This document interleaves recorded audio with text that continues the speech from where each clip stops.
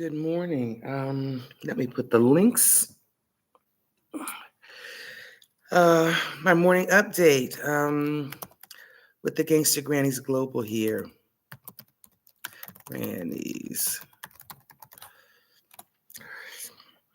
And good morning.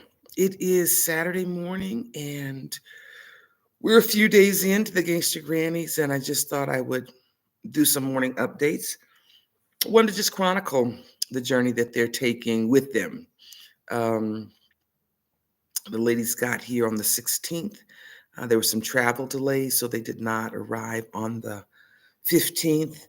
And those are the parts of life that you can't do anything about sometimes, weather and flight schedules. And yesterday was our first real day out. Um, we're at a high elevation, 8,000 feet. And so usually that causes you not to move as fast as you usually move through life. Our guest house is on the fourth floor, so there's stairs.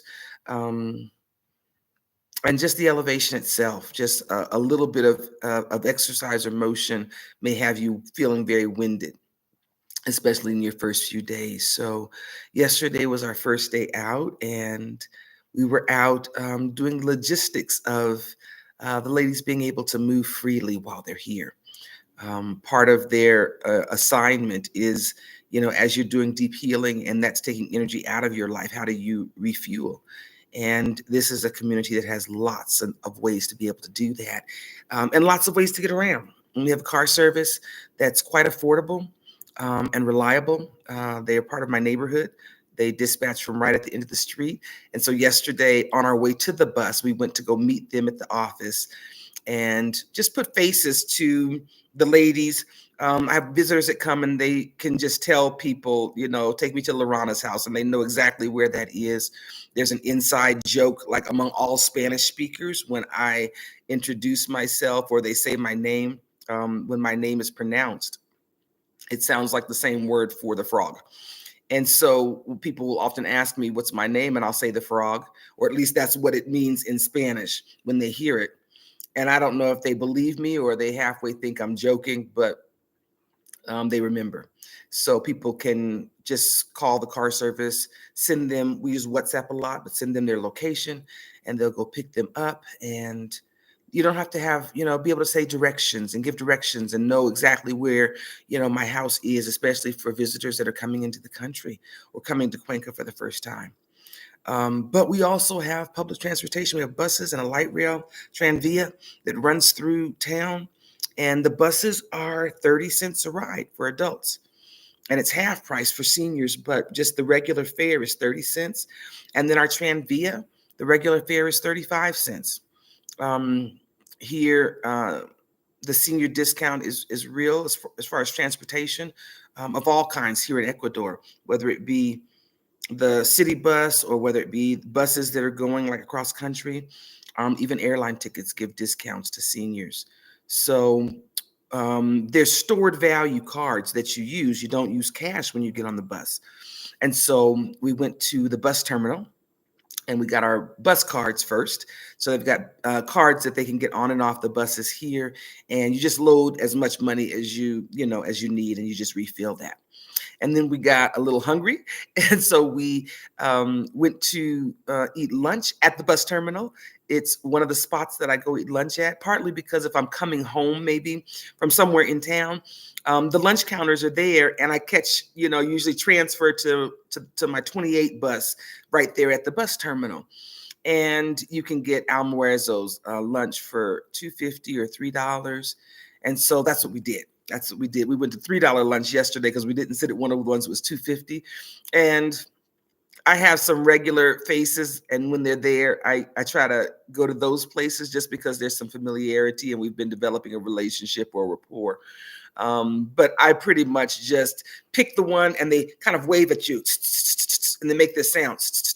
They don't call out. It's not a loud, hustle kind of sale, but they wave and they make that sound to get you to look their way. And I just find a friendly face, someone that looks like they're smiling or it looks like a friendly experience. And that's where we went. And so you order your first course, which is the soup, which takes a whole thing because there's like 5 options on the list. And I got to translate some of them because I don't know what it is. And she tells me something and it doesn't make sense to me, what she's telling me. And so we got soup. I think we all got chicken soup. I call it consomme, but it's chicken soup. It's a rich broth and it's very tasty because they season their food well. And then you get your segundos, which is usually your entree plate. And you get usually rice or fries, sometimes both. We had that, a little salad, the seco de pollo or seco de carne, which is like simmered chicken or simmered beef. And they put that over rice, and usually there's some plantain somewhere on the plate, like a fried sweet plantain or plantain chips sometimes, and something to drink.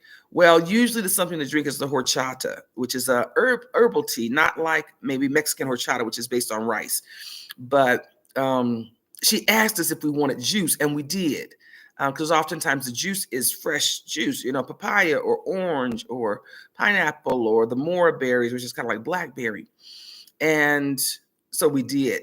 And so that wasn't the drink that came with lunch. It was the horchata. So we bought the drinks extra, but usually it also comes with something to drink. Usually it's that horchata tea. Sometimes it's, other varieties, but more likely than not, it's the horchata tea, which looks like a pink Kool-Aid. And it tastes like a less than sweet kind of Kool-Aid, but it's an herbal tea that they use. And it's 13, I think, different herbs that give it that pink, and some of them give it that pink tint. So we had the lunch counter experience at the bus terminal. Often when I eat out, if I'm not specifically with friends who've like selected a restaurant, I eat at the local places, and Almuerzos is the best deal. It's like a fixed price lunch. And usually on my side of town, it's anywhere from $2.50 to $3. And usually it's your soup and your entree and something to drink. And so it's really feels like a really good value. And it's just a real hearty lunch. So we did that. Then we, at the bus terminal, there's also an office that sells the Tranvia cards. Our light rail train has a separate card system than our buses. So you have to have 2. And it's based on your identification. So I can't go get like multiple Tranvia cards for individuals. I can do that with bus cards, but for Tranvia cards, it's one person. So we stood in a very slow moving line. But as we were standing there, we struck up a conversation, a couple that's here in Cuenca. They're going to get married. She's an American from South Carolina. Yeah, South Carolina. Yeah, South Carolina. I'm from South Carolina, or at least I retired from South Carolina. One of my visitors is from North Carolina. So it was, fancy seeing you here in Ecuador. She actually lives in Quito. And so while we're waiting, because they too were getting cards to be able to move throughout the city on the Tranvia, it was just about pace. One of the things that we had commented on was like slowing down. Like I feel kind of anxious, like I need to be moving, and we just kind of slow down. And that really is the culture here, that this worker is not going to stress herself out. She's going to work at a reasonable pace. Like, maybe I wanted the line to move faster, but she's working at a reasonable pace. And like, that makes sense to me. But the other thing that happened was after that couple got their cards, she did those 2 cards for them. We were next in line, but there was a senior lady standing behind us.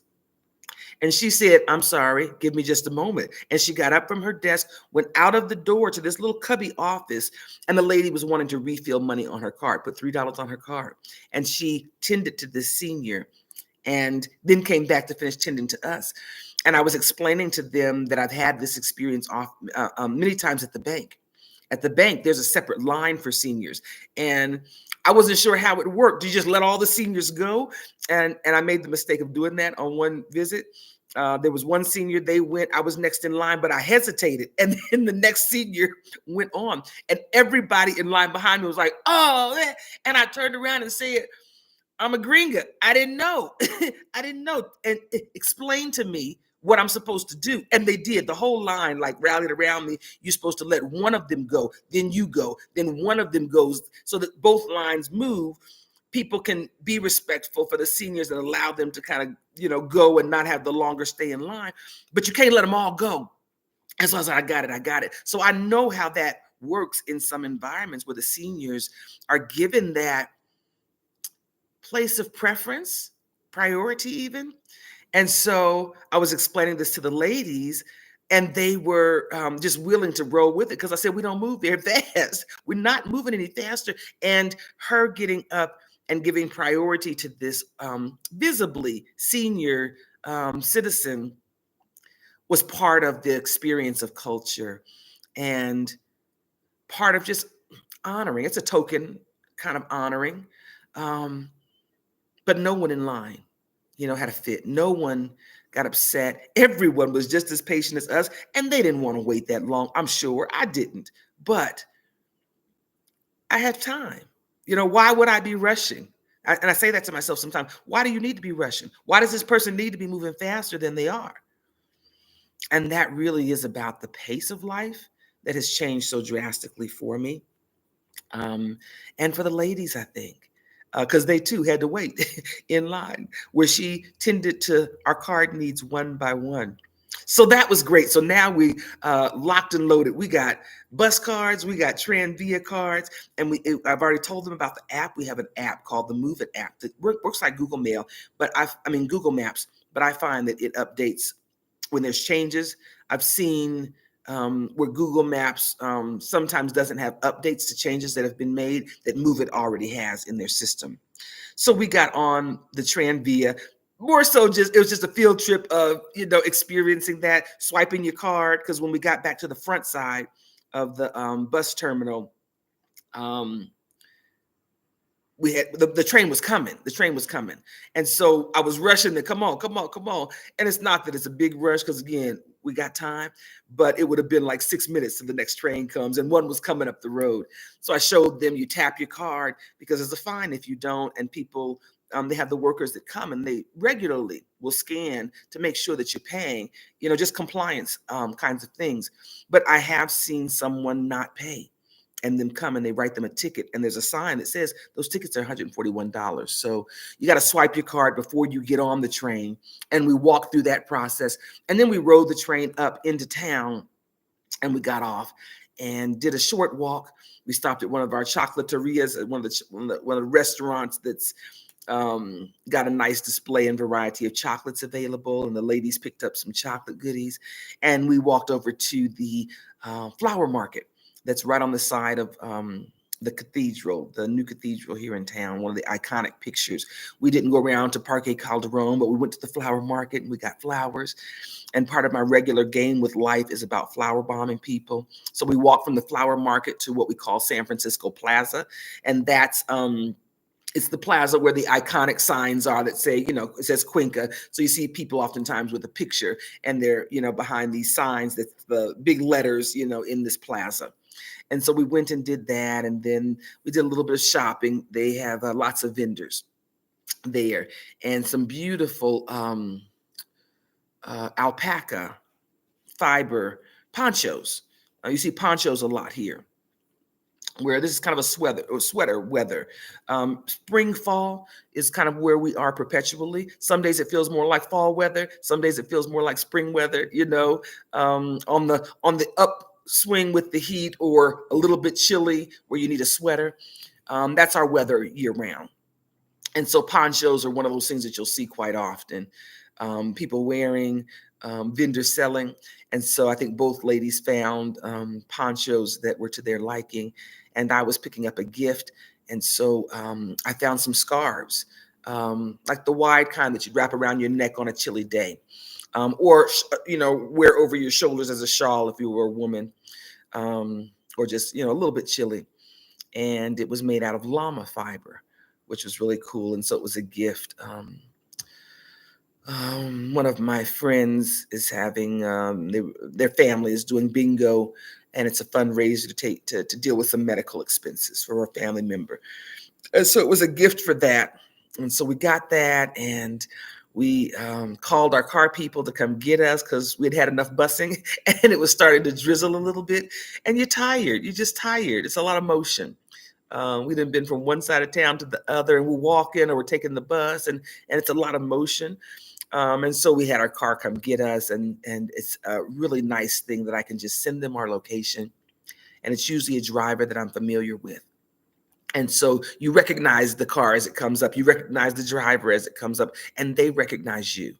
Um, they're really good, even with my visitors where I'm not there. If they're looking for one of my visitors and they can't find them, they'll call me. They'll call me. They'll tell me to send them a picture, and they'll send that picture to the driver, or um, they'll just stay with me until my person gets picked up, or they find them if they've moved, or their locations are not quite clear.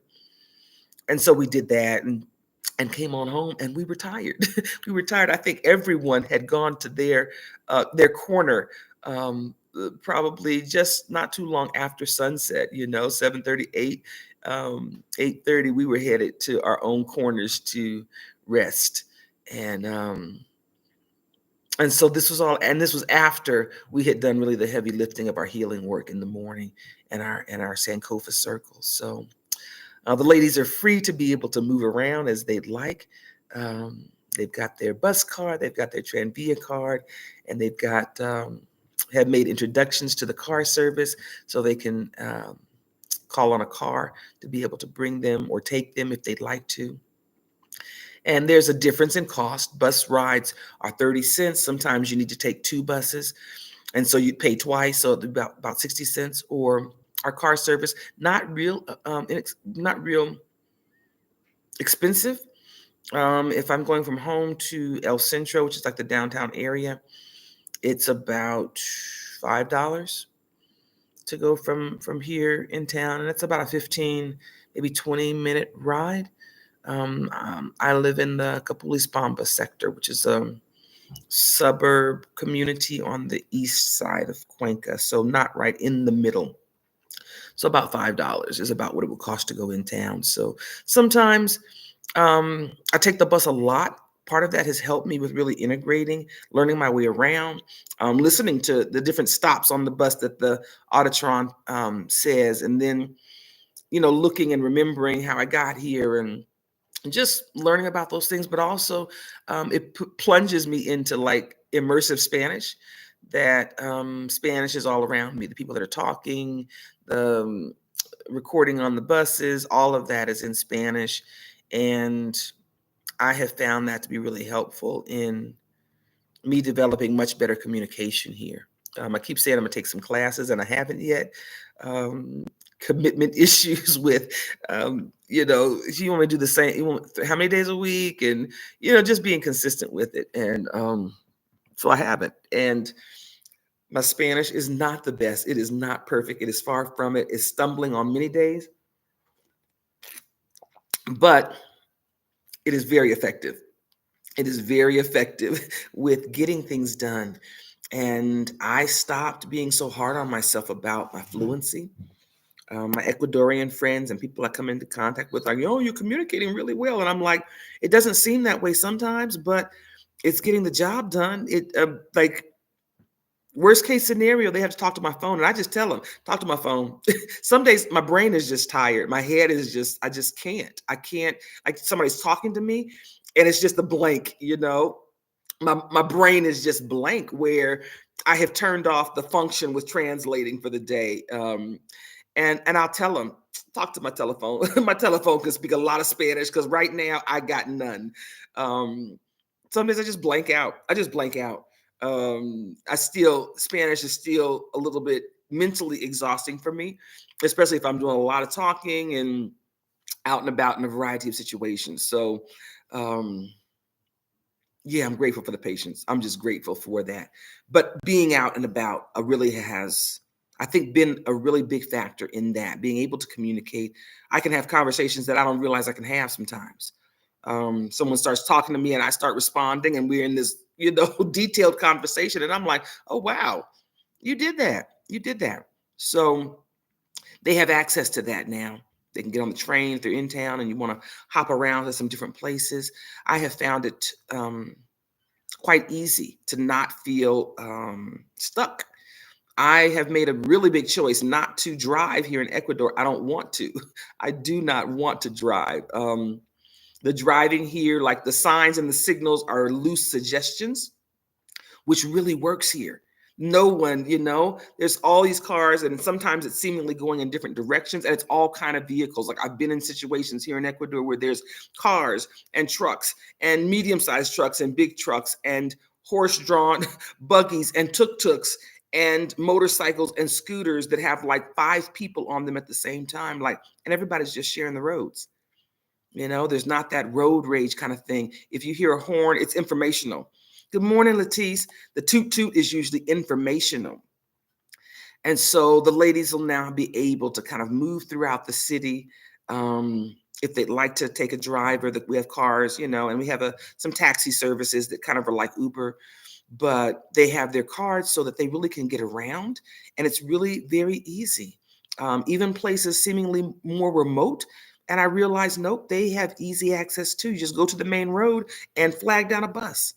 If you're going in between, the major cities, you can just flag down a bus on the side of the highway and they will stop. And it's going to be a couple dollars or some cents sometimes, $1, $1.50, depending on how far they're riding. And so I don't feel limited by not driving here. As a matter of fact, it feels quite liberating because I don't have the responsibilities of a car or vehicle or parking or those kind of things. Because I thought through, like, you'd have to figure all that stuff out. Where do you park when you go into town? I don't have to think about that stuff. And having someone drive me if I need to go places is quite affordable. When I have several things to do and I need a driver just to go with me, don't leave me, just wait for me. It runs me about $8 an hour. On times where I've had to go out of town, like I was getting my identification, they call it a cedula, which is like a national ID. I had to get a new one, get mine replaced. And it's like several towns over. It's the next like county over from me. And I usually pay $12 an hour when they're taking me out of town. And they'll go and they'll wait. And sometimes you're handling business here, like you do business here, but you go pay somewhere else and then you come back with the piece of paper from the bank where you've paid. And so having a driver that can take me and just kind of wait for me, so I'm not having to deal with a local taxi service, get one and then find another one. And so that has really liberated me to be able to get anywhere I need to go, anywhere I want to go. And like I said, I have lots of options. Our bus system goes all the way around the city, even into areas that seem to be far reaching, like on the fringe. And so I have not had a hard time getting around anywhere I need to go. Sometimes you have a few blocks of a walk. Good morning, Wida. Buenos dias. I was updating, kind of giving a recap of yesterday with the Gangsta Grannies. I know. As I'm telling this story, a story that just gets longer and longer and longer and longer. First we did our work first. Now wait, let me back up because that's an important part. We do our work first. This is like old school, with kids. You do your work first, then you go out and play with whatever energy you have left. And so we try to practice that here. But having these cards lets them be able to maneuver. And like yesterday, we took a bus, train, and then we decided we didn't want to, and we took a car home. I decided I didn't want to. You were glad? And so that's what happens sometimes. I'll take the bus, and it depends on how much I do in town. Because it's a very mobile, we get off at one place and we walk to this and then we walk to something else, and it's not any one long walk, but it's 3-4 blocks here, 3-4 blocks here, and it's motion, it's people, we talk to people, you touch people, you interact, and all that takes energy. And sometimes I get out and I'm done with what I'm doing, and I don't want the energy of walking back to the bus and the time it will take to actually ride home. It's not that I'm in a rush, it's just energy. And so we grab a taxi, and I needed to drop off my gift to Livia. And so we swung by where she was. The ladies got to see 3 different, or at least a couple of the different markets that are here. We weren't going in, we were just driving by, and I was pointing. We're going to go this morning to the weekend market by my house, which is more like a tent farmer's market. But we have stationary markets that are open 7 days a week. So it was a lot of motion yesterday.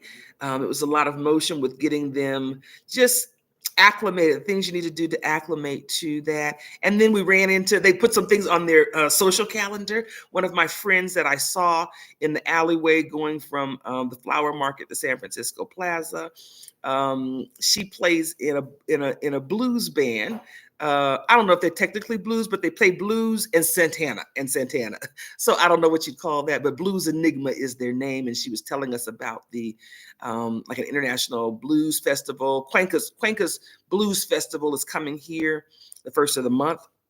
So the ladies made sure put it on their calendar. Okay, I think it's August 2nd or August 3rd. I'll have to go and find out the details. But I was explaining to them how it really feels good that in a city as big as Cuenca is, there's about 600,000 people in Cuenca and maybe about 10,000 expats. So we have a very large expat population. But I still run into people that I know, you know, run into them close enough that we could talk because we're all walking. Most of us walk around town.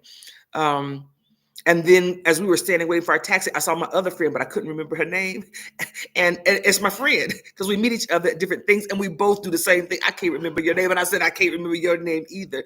But there are people that you do activities with. I think she's one of my ceramic friends that I took a ceramics class with. But I just saw her at Idiom Art. And it's so funny because I did the same thing. I can't remember her name, but I saw her at a distance. And because I couldn't remember her name, the woo-woo doesn't work, you know, when you're in a big environment. So I just, in my heart, waved to her because I couldn't remember her name to be able to call her out and say that, hey, friend, who we both can't remember our names with. But we find other people all along the way. You know, there was a lady standing there and she just happened to be a brown skinned lady. Cuenca doesn't have a lot of brown skinned ladies. And so it's kind of one of those cultural things that you do. When you see Black people, you give them the nod, and I'd give her the nod. But I said, where you from? Because that's what they usually say to me. You know, when someone sees me, they assume a lot of times, because I ask them, where do you think I'm from? And they think I'm from Esmeraldas, which is the northern part of Ecuador, where there's a higher visible concentration of Afro-Ecuadorians.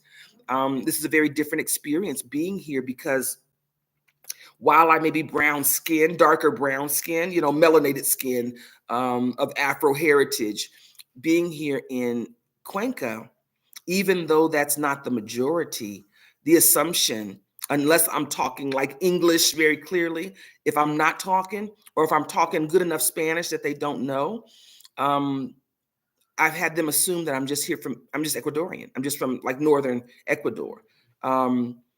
If I say nope, then the next thing they do is like, are you Puerto Rican? You know, or something like that. But like there's an assumption that I'm Latin.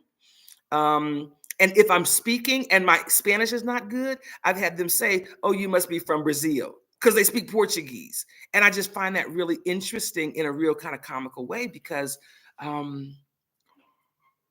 being centered, the assumption is that I'm from here. When visitors come, if they're visitors that are white visitors of mine, the assumption is that they're American. While for me, as an African American, as a Black woman, the assumption is that I'm Latin. And if I don't speak Spanish, I'm from one of the Latin countries that speaks like Portuguese or something. That's probably why I'm struggling with my Spanish, or Puerto Rico, or you know, just other things. But it's assumed that I'm Latin and part of this community. That was like one of those unexpected surprises. Not good or bad, just wow.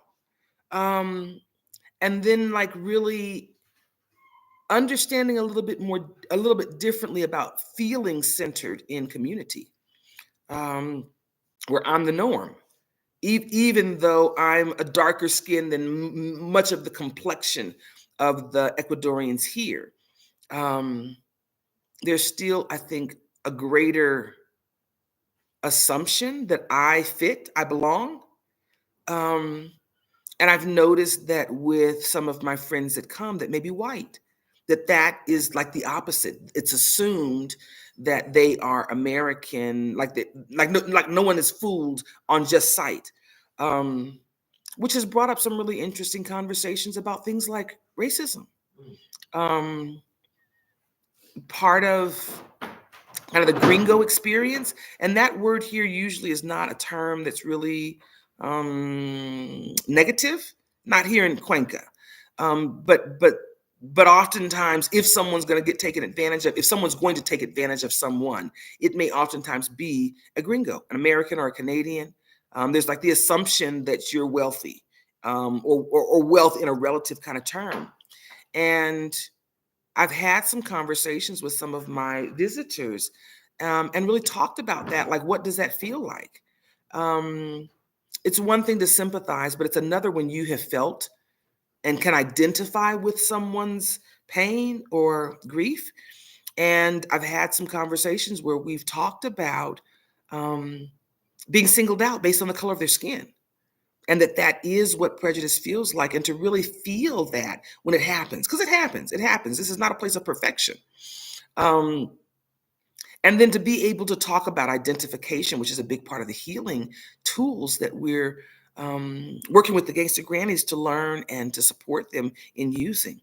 And that is identification. Do you have a situation in your life where you have gone through a situation kind of like mine? So you know what it felt like for you. You don't know what it feels like for me. But if you know what it felt like for you, we now can relate on the same page. If you've never gone through or felt this kind of feeling, you can feel sorry for me, but you really don't know, have no frame of reference for what that feels like.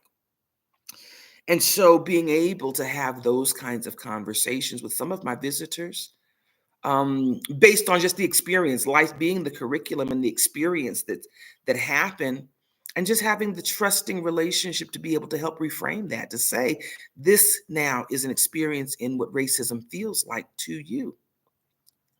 And to be able to go back with that feeling. One of my visitors said, it feels bad. And I said, mm-hmm. And this was 30 seconds of feel bad, where someone might have been trying to guilt you into a purchase, the look in the eyes, help me, please, with the feeble voice that changes the minute that they walk off, hunched shoulders, feeble voice. And then me, as an instigator of stuff, saying she tried to play you. You didn't realize what was happening. No, she tapped into your guilt. She tapped into your fragility and was trying to make a sale based on a guilt trip.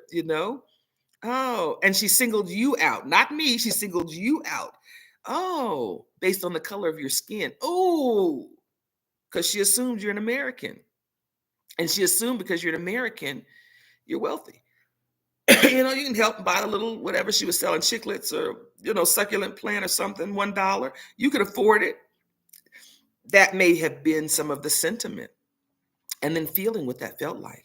But I'm not. I'm just a regular American. I'm not rich by any means. I'm just, life is afloat, but it's not, excessive.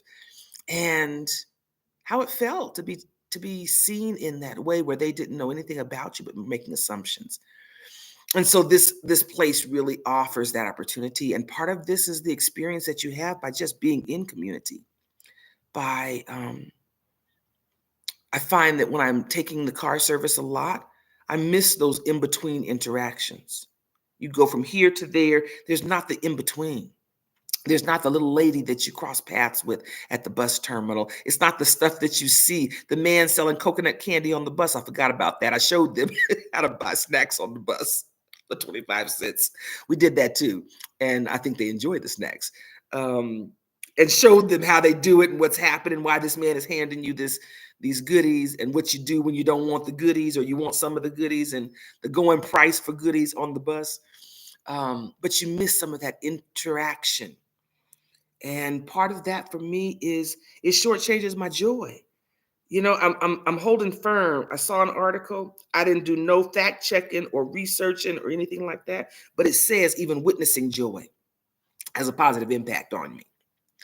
And I'm holding to that fact. It may not be scientific evidence, but it feels right. So many days, I'm serious about not wanting to put my outside clothes on. I like lounging around my house. I like my house. I like lounging around my house, and I got great views from right inside my house. And many times I'm in the kitchen, snacking, preparing snacks or breakfast or washing dishes or anything. And I've got these windows that just go the full expanse of the front of my house. And I can see the goodness happening at the park. I can see a dad out there with his son. and they got the soccer ball and the bike and sometimes the dog. I can see the mother and the grandmother and the baby, and they're out there. I can see the families that be out there all day playing sometimes. And that gives me joy. And I find that when I'm riding the bus and just moving, I got to walk to the bus stop. Well, I see my friends in my neighborhood.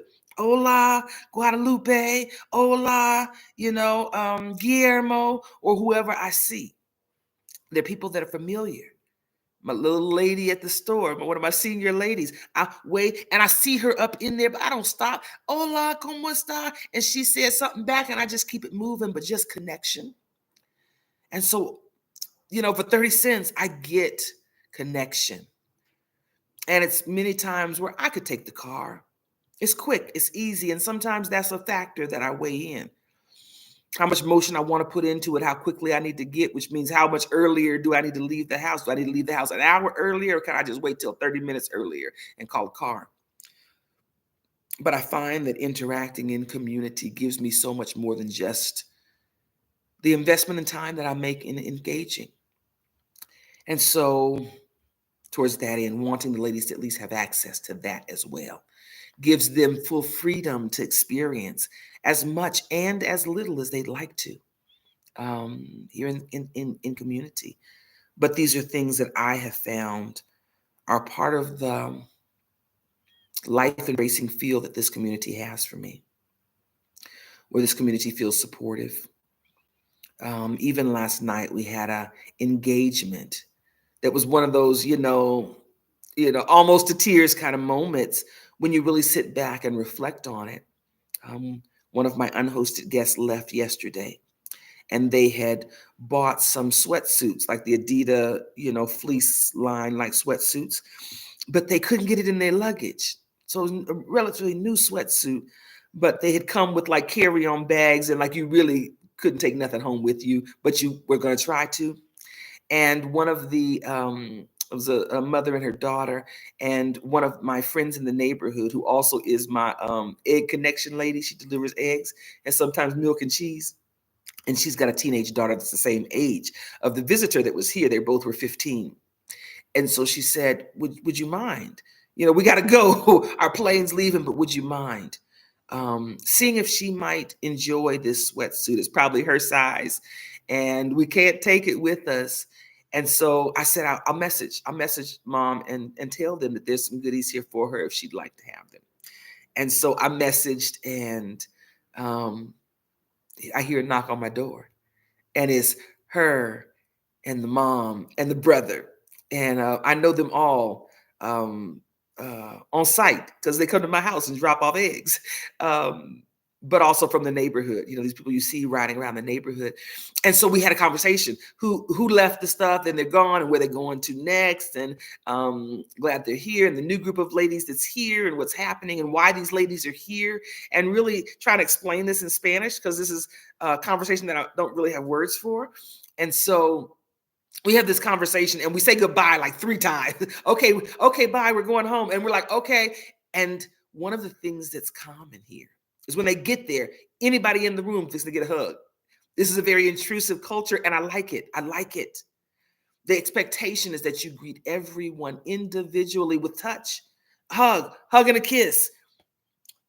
And then when you get ready to leave, you do the same thing all over again. There's no, okay, bye, and you're out. Every single one of them greets every single person in the room. And so because we've said goodbye now, like 3 times, every time we've stopped and gone back to something else, we have done this round of hugging like 3 times. And as they get ready to leave, we've given something to the daughter, and she's like 15, and the son is maybe 12 or 13. I don't really know his exact age, but he's a little bit younger than his sister. And they had left all the extra goodies and stuff that she hadn't eaten up. And so there's some boxes. I think there were boxes of like cereals, like think old fashioned little 6-packs of little cereal. And you open the box up and you could pour the milk right in the box if you did it just right. They were that kind of little cereal, just real old fashioned like. And they were sitting on the counter. I just grabbed a couple boxes. I think it was chocolate, whatever Ecuador's version of chocolate puffs cereal or whatever, and gave them. And he was like, thank you. Like I be when people give me goodies, like you're seriously like grateful. And but then that started the whole goodbye all over again. So we had to go do a whole nother. I think we did like 3 or 4 rounds of goodbye hugs as we're there. But as they left, and I was saying, yeah, like it's customary. You don't do those general greetings. You greet personally, and this community is one where there's so much more touch. Just doing life, you get hugs. That's just a part of life. If you interact with people, you get the hugs. If you participate in Ecuadorian culture and Cuenca culture. And she was saying what the mom said when Wida gave her a hug, because Wida's in on all this because she's there. If you're there, you're a participant. Willingly or unwillingly, you are a participant in what's happening in community. And she says, you give good hugs. And she gave her another hug, and Wida was saying, like, what they do. And I was explaining to her, this is what they do. Isn't this wonderful? It's built in. It's not uncommon to be hugging my market people, the vendors at the market. You hug them. But when you get there, they hug you. When you leave, you may hug them. And she was just saying, like, this connection. And I was like, that's why I'm here. This fits so much more with how I feel community should feel like. Forget the economics and some of the systemic stuff, but like, you interact with people. And she could have come, picked up the gift and gone, but spent 15, 20 minutes sharing life together. Were we talking about anything important? Kind of. She was asking me why these Gangsta Grannies are here. I got another group of friends. They here for a month, but they here for a different reason. They've encountered some of my friends because they be at my house when the eggs be delivered. But to talk about that and she was saying, well, do you have this for Ecuadorians? And I was saying, I don't speak Spanish well enough to feel confident. I feel insecure about trying to communicate this as clearly as I want to, but I got another friend who's coming in a few days, and she's Ecuadorian. She's an Ecuadorian doctor of Andean medicine, which is one of the medical distinctions here that honors the healing work of the traditional medicine practitioners. And she's working with me on translating the book, The Revolution Must Come to Our House, Our Home book, that includes the whole section on these healing tools, teaching yourself how to, use these tools. I try to walk you through the steps so you at least have a practical use, and you can begin just playing with this tool if you want to, and if you're looking for other healing alternatives. And so we had that conversation. So was it meaningful? Yeah, to me it was. Sharing with her about me and about my passions. Being able to do it in Spanish was like, patting myself on the back. Girl, you didn't know you had all those words that you could explain yourself or explain yourself well enough. And being able to share that with my neighbor. And this is kind of the in-between stuff. This happened at my house, but the in-between stuff is getting to know people in this community by being a part of community, by walking through community, because sometimes just familiarity begins to build community. They see you enough times, you belong. They know I'm the gringa lady in the 4-story building. There's only one building in my neighborhood that's 4 stories. It happens to be where most of the gringas live. The building is, everyone here is an immigrant, with coming from U.S. So they know me, but they also know me by name. My drivers, when they see me in the neighborhood, will call my name out, "Hola, LaRahna," and wave or honk when they see me. And that's the start sometimes of community, familiarity, me with them and them with me. And so being community really, being in community really gives me so much more than that little 30-cent ride cost. Connection, belonging. And it's the in-between stuff that happens in life when I take the time, and I got the time. And for that, I'm so grateful, I'm grateful that I don't have to move through life and miss that stuff. I could get to where I'm going, do what I'm going to do, and it would be good. But this is the extras. This is the yappas that life gives. It's the relationship building. It's connection with people. And that is really valuable to me. And so being in a community where that just seems the norm. they would expect that, you connect with people and you talk, and people really come to your house when you say, come by my house. They're going to show up. They're going to show up. They take it seriously. You said it. It's literal. And the in-between stuff yesterday was my flower bombing. We were getting ready to take a picture. I was getting ready to take pictures of the ladies on the sign, the Cuenca sign at San Francisco Plaza. And I saw 3 generations of ladies together taking pictures. And when they finished, I said, they're going to be my next victim. And I said, is this your mama? Are these the sisters? Is that your grandbaby? Uh-huh. All y'all together, where y'all from? I do like people do me in town. Where you from? You from Cuenca? No? Oh, welcome. Welcome to Cuenca. Where you from? They from Guayaquil. They visited, and they're 3 generations. And I flower bombed them, the mom. Here, you need some flower love today. Maybe you do, maybe you don't, but you're going to get some if you don't turn it down. And so, thank you. Flower. Wait, they all have flowers. And then she looked at all of us, because all of us got flowers. And all. She said, they all got flowers. Uh-huh. And these are yours.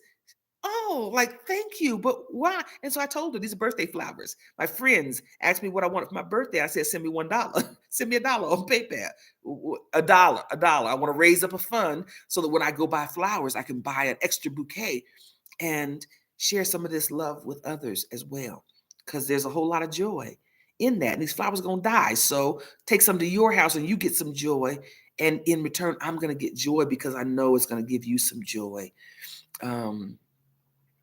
And so all of this is the in-between stuff that by being on foot in town and having the time to see people, to connect with people, like that's part of like, what should life feel like? Life should feel like me just being regular, my regular old self, whatever that may be on any given day, and being connected, feeling centered. I feel like I'm a part of it. And I tell them, where you from? I'm a Quancana. What you mean where I'm from? And sometimes they just flat out, no, no. Okay, I'm a migrant. I'm an immigrant Quancana. Does that count? Okay, I'm from the United States for real. But I live here. I'm from here. I'm a Quancana. And they'll be like, okay, yeah, we'll let you slide on that one. But like feeling centered in my community. I was going to say it's a novel idea, but it is, in the way that I feel centered, in the way that I feel like I can just show up regular and it not trigger anything. Part of it's healing, but the other part is the community that doesn't trigger those things by having these expectations of me showing up in a costume. And that feels good. And so the ladies have access to being able to do life in a variety of ways and do movement in a variety of ways. But I set them up so that on the days that they've got the energy to go and move throughout community at the community level, that they can get some of those in-betweens too. And so it was a busy day yesterday. We're going to go to the market today. It's time to re-up. Last night was to eat up all the rest of the food so we can go to the market tomorrow day. Which happens every week at my house. Like, eat up what you got to eat. Okay, there's some broccoli in there. There's some tabbouleh in there. Okay, we eating up the stuff that's in here so we can go and restock tomorrow and have room to put it all. So, and containers. So let's empty it out. So we're going to be doing that this morning. We're going to do that and then come back and do Healing Circle at a leisurely pace today. If it weren't for the market, I'd probably be in my robe and sarong the rest of the day, but I will put on outside clothes for the market. That is one thing that usually gets me motivated to put my outside clothes on. So we'll be doing that today. And then we'll come back and we'll do today's Healing Circle. The ladies are moving through our 30-day intensive. And for the first 10 days of that, each day they're working on 3 of what we call their step 1 stories. And so they will be working on 30 healing cycles during this month time. And so it's a really intensive. If you thought about 30 of the biggest, most emotionally energized, situations in your life that you've had to deal with, and come dig them up on purpose, One of the feelings check-in we did yesterday was, I'm feeling joy and excitement. And I went, interesting, counterintuitive, because we're digging up stuff in your life that you have not wanted to dig up. But when I do, and I get it out, it's not as charged the next time I bring it up, you know? It was really charged the first day as I was writing it, but today, I don't have as much energetic charge. Those emotions are having a place to come out and then flow through you until you're done with those emotions and they subside. And I tell them it's kind of counterintuitive, but it's like the spa. On the healing vacation retreat, I take people to the spa as a part of the healing work. And part of the example that I think fits so well with this modality is they have a contrast pool. You do the red mud and the blue mud, and that's warm. But then you go into a pool that's warmer, the subterranean pool, it's warmer. And then you get out of that warm water, and by choice, you volunteer and you go get in the cold plunge. And I have kind of a 10-second rule. If you fully submerge and count to 10, by the time you get to 10, you will have acclimated. Doesn't mean you couldn't tippy toe in, or you could skip it altogether, that discomfort. And on the signs in Spanish, it says distress, then you go back to pleasure, and then you end in the distress pool. And that kind of is what healing is like. These ladies are intentionally putting themselves in distress. And then we stop for the day, and we go get back in that warm water of life. But then we plunge back in again, because this plunging, this deep diving, one, we get acclimated to it. You got to get acclimated to healing. Sitting with your emotions instead of stuffing them or pushing them away, or using any number of other coping mechanisms to not sit with your emotions. We're doing that on purpose so that we learn and develop resistance and resiliency, so that we can deal with strong emotions and not cut food, not lose our shit and be all, boiled over on everybody around us, causing damage to ourselves and to others. And so they're doing a work, but we're doing that where we're going to do some of the healing work, and then the rest of the day is spent with them refueling so we can do it again. So the first 10 days, each day they're working on 3 of their healing cycles, and we're doing the healing circle portion of that together. And then they're charged with figuring out how to refuel their day so that we can go back in and do the work the next day. So we're still in step 1. This will be the first 10 days of their time here. They'll be here till the 15th of August. And I'm excited about that. While I got you here, let me see what else is going on. Super excited about some of the upcoming programming. For those that are looking for extended stays in this healing environment, our umbrella program is one of the initiatives that'll be this next season. Once we wrap up the Gangsta Grannies Global and go into the next 2025-2026 season under our Heal Together programming. In order to do the extended stays here, we require training. You got to learn these tools. You got to be wanting to use these tools in your life. You got to be adopting a healing lifestyle. You can come stay for a short time, but not long. We want this space to really be for people who are healing, committed to the accountability that comes with healing. And individuals can schedule that healing vacation retreat. It's a 1-week retreat. And we also are doing a very special 1-week retreat in Kenya that I'm excited about. We want people to come. We want you to get registered. We want you to pay your deposit, and we want you to put it on your calendar, get your visas and get your tickets and come. The Healing Vacation Retreat is going to be in Kitale, Kenya, with our partners, Davi with Cuba International, and Jishuki with Tabasamu Africa Hub, which will be our host and facilitator for our retreat and our excursions while we're there.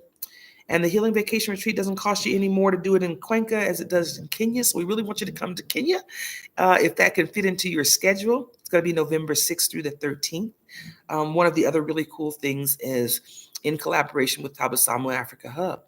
This will give us the opportunity to also train and work with 13 leaders from the African countries that Jishuki's network includes. And so Kenya, Uganda, Tanzania, and Rwanda are where leaders are in the network that Jishuki is a hub for.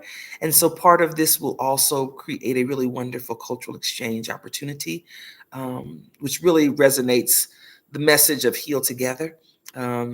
It'll be us coming from me now, South America, Davi from uh, between United States, North America, and Africa. She's just back to the States from Ghana, and spending part of her life on the African continent.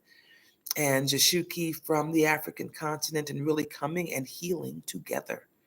And that's exciting. So we want you to get signed up. There's a total of 13 spaces for individuals from the diaspora to come and participate with us and with these leaders. Your deposit is $500, and we will work out your payment until our deadline date for payments, which is going to be in October. And so you have a few months to make payments and, be able to, budget this out. So look at your vacation budget, your healing budget, your personal development budget, and we want you to come heal together with us. The Healing Vacation Retreat, both there and for those that may come to do that in Cuenca, offers an all-inclusive experience from the time you touch down in country. Everything else is included. So you just need your airfare and your visa to be able to go. Cuenca, to come to Ecuador, you don't need a visa at all. You have an automatic visitor visa upon entry. But for Kenya, you will need a visa in advance to be able to go on that excursion. And your meals, your training, all of your excursions, transport from the airport to the facility and all of our events, and then back to the airport for your return departures. And so we really try to lift that burden of planning, where our facilitators are working to accommodate all of your needs, both physically and emotionally during that time. And so we want you to participate. We really want you to participate. You can get more information from the websites. You can go to globalundergroundrailroad.com, which is the site for the International Welcome Center here in Cuenca, or you can go to the collaborative page at nowastedtime.com and look for information on the Soul Safari, or you can reach out. You can send me a message, friends at nowastedtime.com. We'd love to have you. We want you to come. We want you to support, and we want you to invest in your healing. That's real. We want you to invest in your healing. So it's an opportunity to do that. We think it's a really affordable vacation excursion, because there's value in the rest that vacationing gives us, but it's vacationing with a purpose. It's about healing. It's about healing first. We do our work first, then we go play, so that we can refuel. And so that really is a theme through all of the programming that we do. The ladies that are here this month are learning how to manage that a little bit better for themselves as well, or with more intention. Maybe that's a better word, with more intention. I'm intentionally scheduling the balance part into my life so that I can make sure that I'm refueled to do the hard work part. So thank you for letting me for joining me this morning, or whenever you may be looking at it. Latisse, thanks for dropping in. She was just here a couple of weeks ago with the Healing Vacation Retreat. She was gracious enough to do a podcast with me, and I'm working on the editing of that. So you'll be hearing from her own mouth soon about her experience, about healing. Personal healing and community healing, and how that's tied to that. So I'm so grateful for you sharing your wisdom and the insight. One of the things that came up that has been a thread even this week was in her departing, getting to her conclusion, the song about studying war no more. I'm going to lay down my burdens down by the riverside. And that connected with others yesterday. And so I'm just grateful for her insight and her wisdom and sharing that. And I'll be sharing that with the general public soon. So thank you. But reach out if healing is part of the journey that you're on, and you're wanting to be in a supportive place and learn some new tools to maybe help you do that job more efficiently. What's the quickest, fastest, deepest way we can get to the healing in our lives and get to freedom? So thanks for letting me share. We want you to know about what's going on. Visit the websites, and just wanted to keep you updated kind of on what's happening around here with the Gangsta Grannies this month. One of them has been down for tea, and we're going to go to market in a little bit this morning. And follow them. Danielle Brooks is on Facebook and Instagram and sometimes YouTube. And Ouida Patton, and that's spelled Ouida, I believe, Patton, is also on Instagram and Facebook. If you can't find them, find me or go to the Gangsta Grannies Global.com website, and their social media links are there. But if you find my social media link, find them and follow. They'll be sharing and chronicling their journey as well this month. Follow them, support them, give them your support, give them a thumbs up, let them know that you support healing and healing first, and then prioritizing their life. Sometimes you need encouragement. You're doing the stuff that you know you need to do and that you feel called to do, but sometimes encouragement is good. So go and encourage them, find their social media. The link to the Gangsta Grannies Global website is at the top of the chat messaging thing, and I think it should even be there on replays. Gangsta, Gangsta Grannies Global.com, and go follow their journey, support them, see maybe if there's some wisdom that you may be able to glean from their experience. Some insight from other people's experience sometimes is really good, because I don't have to go through maybe the trauma and the transformation work to get the wisdom that they pull from it. And so go and share and support them. Support healing. Support healing. This is a good thing to support. Individuals choosing to free their lives of the fear, guilt, and insecurities so they can get on with living their life of purpose. Yesterday, the meeting with the Soul Safari team that included training, I think what came out of that just has motivated me. Jashuki left us with saying that his experience with this is showing him that healing makes space for more love and more purpose in our lives. And that is really why you do this work, because I'm trying to build more space for love and purpose in my life. And if I can help others do it, that's the yapas. That's the yapas that others get from my experience. And so sharing that is what these morning commentaries are going to be. It's a holy goldfish commentary, but to just kind of chronicle what's happening here at the center in my life and the intertwirlings of those that come and go into my life here at the International Welcome Center. So thanks for letting me share. Reach out if you are interested in any of our other programming, our residency programs, coming down here to visit or coming down to live in Cuenca, Ecuador. But reach out. We really want to get those spaces filled for the Soul Safari in Kenya. That's going to be in November. We want you to come heal together with us. So thanks for letting me share. Have a great day. Have a great weekend. Bye.